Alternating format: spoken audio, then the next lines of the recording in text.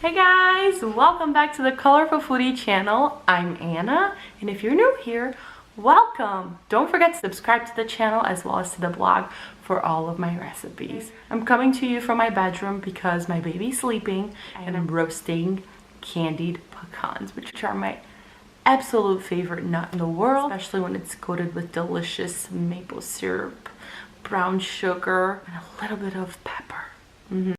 Tell me one thing, do you say pecan or pecan? Because back in the East Coast, people say pecan. Like here in the Midwest, people say pecan.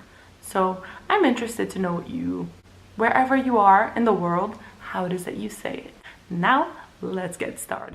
For what I call the dry rub, we're gonna do 2 tablespoons of sugar, brown sugar, and half a tablespoon of cinnamon or more, and a pinch of salt, and mix it all up. For the egg wash, we're gonna do 1 egg white and 1 tablespoon of water and just mix that through until it becomes foamy, like so.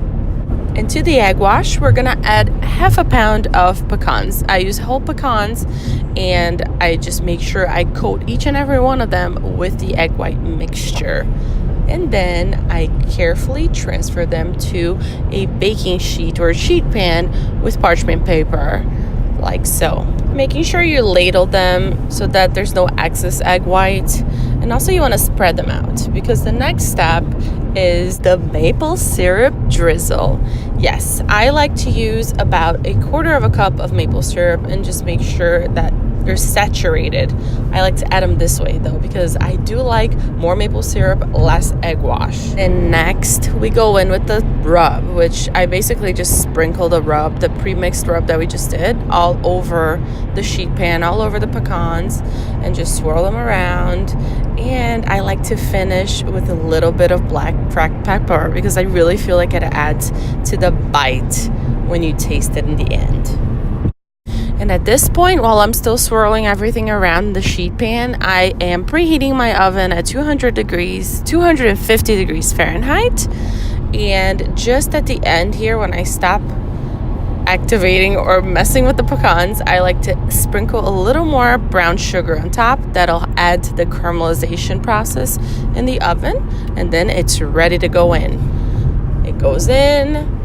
I'm going to check on it every 15 to 20 minutes, swirling it around a little more, making sure the pecans are getting cooked through and browning nicely, and then putting it back in and leaving it alone. Basically, it's a 1-hour process, but you're checking on it every 15 to 20 minutes. So I'd say you check on it at least 3 times or 2 times, right? Because the first time, and then you check it about twice, and at the end, it's done. So it's a pretty simple process. It's just a nurturing process, and it's totally worth it at the end when you break up the caramelly cast and bring it out of the oven. It is ready to enjoy after it cools or warm. You know, I may be guilty of that, but it's so good. So that's it. I hope you enjoyed the recipe, and if so, don't forget to give it a like. Subscribe to the channel for more. Please leave in comments below letting me know if you've tried this before. I feel like adding a little bit of black cracked pepper on top gives it a little bite in your tongue. Please let me know if you like my curly hair. This is the first recipe video that I film with curly hair, so it'd be so fun if you guys let me know what you think of that. Don't forget to subscribe and keep it colorful.